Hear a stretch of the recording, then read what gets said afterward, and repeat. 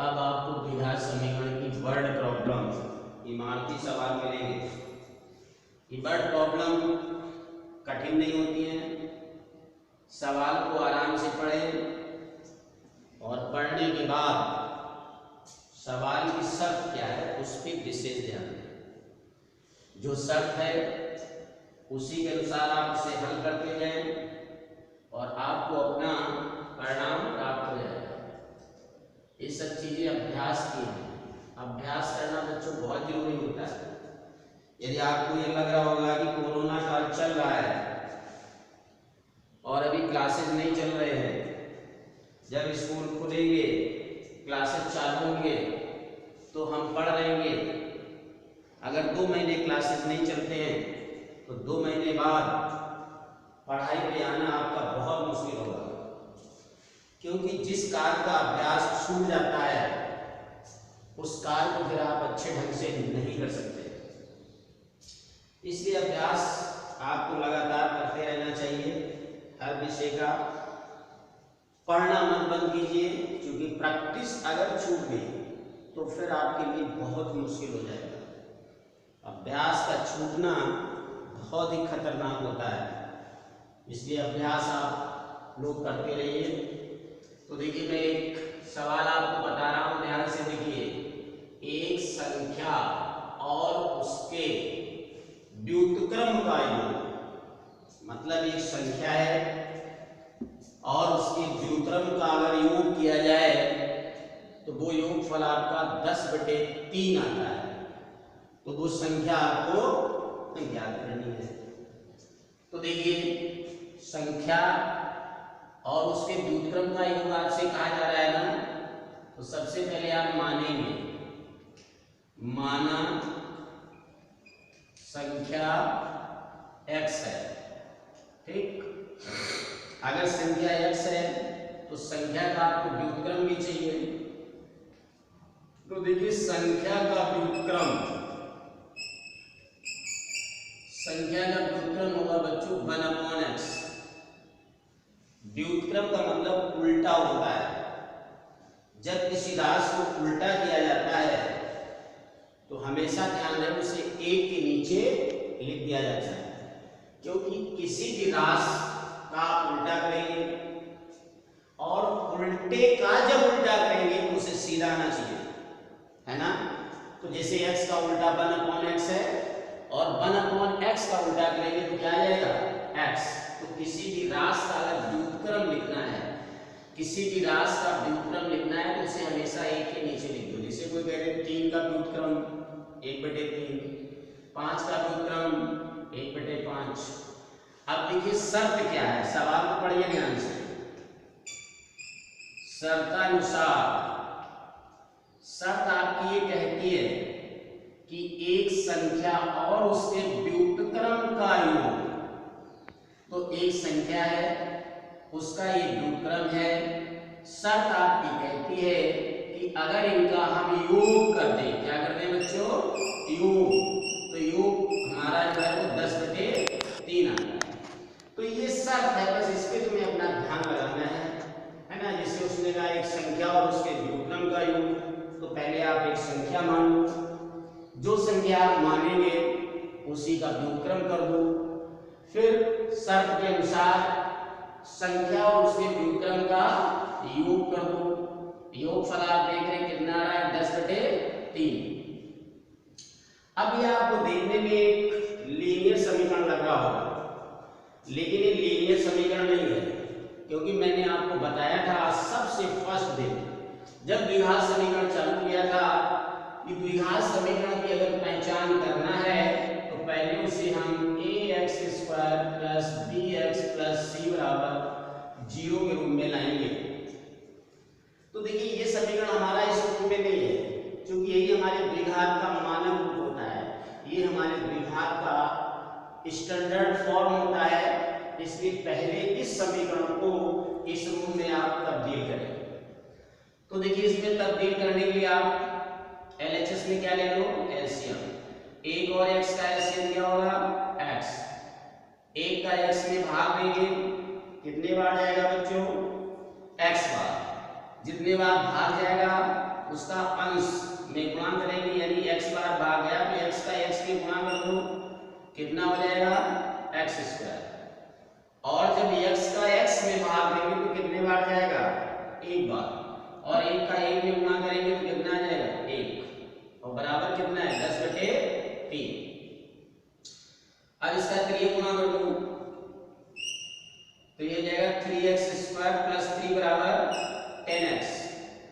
अब 10x को LHS में ले आओ तो देखिए समीकरण का ये रूप बन गया है 3x² - 10x + 3 बराबर। अब आप इसको इससे मैच करें, देखिए इस रूप में आ गया ये, और इस रूप में आते आते देखिए गौर से आप देखिए तो एक द्विघात समीकरण बन गया। अब ये द्विघात समीकरण बन गया तो द्विघात समीकरण के हल करने के तरीके मैंने आपको बताए थे। पहला तरीका हमने बताया था गुणनखंड विधि। जैसे ही हमारा जो समीकरण है ये द्विघात त्रिपदी समीकरण है, ऐसा है द्विघात त्रिपदी, क्योंकि मैक्सिमम पावर 2 है, द्विघात हो गया, पद कितने हैं 1 2 3, तो ये द्विघात त्रिपदी है। द्विघात त्रिपदी के नियमानुसार अगर इसके गुणनखंड हो रहे हैं तो आप इसके गुणनखंड कर दीजिए, हल हो जाएगा। नहीं हो रहा है तो हमने आपको नियम बताया था, आप देखिए पहले जो पढ़ाया था, पूर्ण वर्ग बना के इसके गुणनखंड कर दो, है ना। अदरवाइज जब इसके त्रिपदी गुणनखंड ना हो, आप पूर्ण वर्ग भी ना बना पाए, तो फिर इसे सूत्र के द्वारा हल कर दो, जो हमने बताया था श्रीधराचार्य मेथड, x बराबर -b + √b² - 4ac whole upon 2a। तो 3 तरीके होते हल करने के, आप किसी तरीके से हल करें। फिलहाल मैं यहाँ त्रिपदी गुणनखंड कर रहा हूँ। देखिए अगर x² के पहले कोई अचर राशि है तो उसका पहले अचर राशि से गुणा, ये कितना बनेगा 3 का 9, और 9 को अब ऐसे 2 भागों में ब्रेक करो। आपने देखा अचर किसके साथ है, प्लस के साथ है, तो 9 के जो 2 भाग बनाओगे उन 2 भागों में ध्यान रखिए कि उन भागों का योग बीच की संख्या यानी 10 होना चाहिए। जैसे 3 का 3 से आपने गुणा किया, 3 दूर का 9 होगा। अब 9 के गुणनखंड आपको करना है तो 9 एकम 9, और 9 में 1 जोड़ेंगे तो कितना हो जाएगा 10, यानी ये बनेगा 3x² - 9x और -x और +3 बराबर। अब देखिए दो पदों को एक साथ करिए और इससे कॉमन जो मिल रहा है ले लीजिए, तो यहाँ से कॉमन मिलेगा 3x यानी x - 3, यहाँ से कॉमन 1 मिलेगा तो x - 3 बराबर 0। अब देखिए पूरे समीकरण में x - 3 कॉमन बन गया, तो x - 3 कॉमन ले लो तो ये आपको मिलेगा 3x - 1 बराबर 0। अब देखिए इनटू में 2 पद है और दोनों 0 के बराबर है, तो ये अलग अलग 0 के बराबर कर दो, इसे x - 3 बराबर 0, तो यहाँ से x का मान क्या मिल जाएगा 3, ऐसे 3x - 1 बराबर 0, तो यहाँ से x का मान क्या मिल जाएगा 1/3। तो देखिए संख्या आपकी क्या आ गई 3 आ गई, ठीक है। और इसका व्युत्क्रम करेंगे 3 का तो क्या हो जाएगा 1/3। अब आपको उत्तर की जांच करनी है इनमें, तो उत्तर की जांच करो। उत्तर की जांच करने के लिए शर्त है कि संख्या और उसके व्युत्क्रम का योग कितना आ रहा है 10/3, तो संख्या आपकी है 3, व्युत्क्रम है 1/3। अगर इसे आप वो 3 और +1/3 इसको अगर आप जोड़ेंगे एलसीएम कितना आएगा 3। देखिए 1 का 3 में भाग देंगे 3 बार जाएगा, और 3 का 3 से गुणा करेंगे तो कितना आएगा 9। 3 का 3 में भाग देंगे तो 1 बार जाएगा, 1 का 1 में गुणा करेंगे तो कितना आएगा 1, और 9 में 1 जोड़ेंगे तो कितना हो जाएगा 10 और बटे 3। अब आप देखिए जो संख्या आपने निकाली थी उस संख्या और उस संख्या के व्युत्क्रम का जब आपने योग किया तो सवाल की शर्त के अनुसार तो कितना आ गया 10/3, यानी आपका सवाल सही हल हुआ, ठीक है। देखिए एक सवाल और मैंने आपको दिया है, सवाल आप देख रहे होंगे, 12 को ऐसे दो भागों में बांटिए कि उनके वर्गों का योग 74 है ना भाई। 12 एक संख्या है, उसके आपको दो भाग करने हैं, कर दीजिए। लेकिन अगर उन दो भागों के वर्गों का योग किया जाए तो वो योगफल 74 आना चाहिए, है ना। तो देखिए मान लीजिए, माना 12 का एक भाग x है, तो 12 का दूसरा भाग क्या हो जाएगा, 12 का दूसरा भाग हो जाएगा 12 माइनस एक्स। भाग आप 2 करें, भाग आप 3 करें, भाग आप कितने भी करें, जैसे 12 के आपने 2 भाग किए, अच्छी बात है। लेकिन 12 के अगर 2 भाग आपने किए हैं तो जो भाग है उनका योगफल 12 ही होना चाहिए। 3 भाग कर लीजिए आप, लेकिन तीनों भागों का अगर योग करेंगे तो 12 ही आना चाहिए, क्योंकि वो 12 के ही भाग है ना। तो 12 को आपने 3 भागों में बांट दिया, लेकिन जब 3 भागों का योगफल करेंगे तो 12 आना चाहिए। इसलिए सवाल कहता है 12 को ऐसे दो भागों में बांटो कि उनके वर्गों का योग 74 हो बच्चों। तो देखिए सबसे पहले आप मान लो कि माना 12 का एक भाग x है, तो जाहिर सी बात है कि 12 का दूसरा भाग 12 माइनस एक्स होगा। अब देखिए शर्तानुसार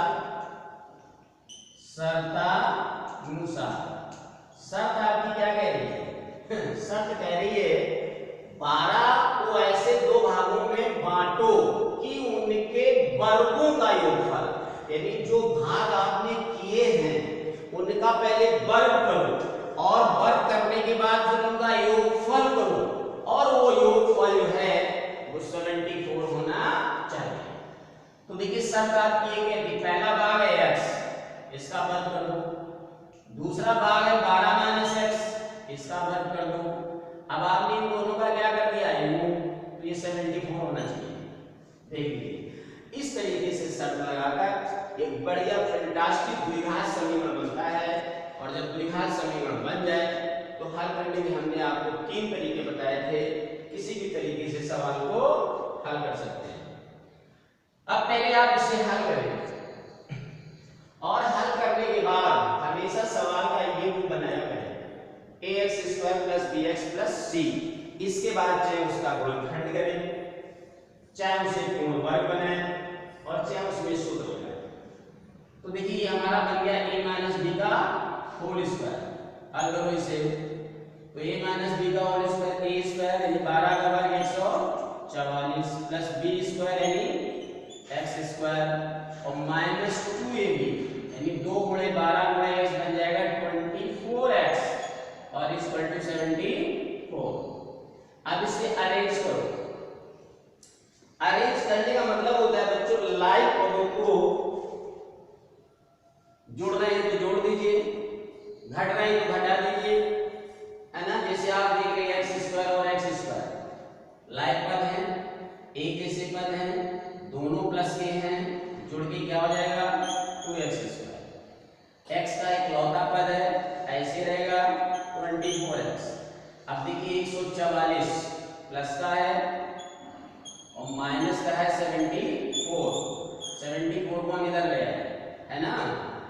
अब आप इसे और हल करें तो 2x² माइनस 24x और प्लस 4 से 4 जाएगा 0 आएगा, और 14 से 7 जाएगा तो 7 आएगा।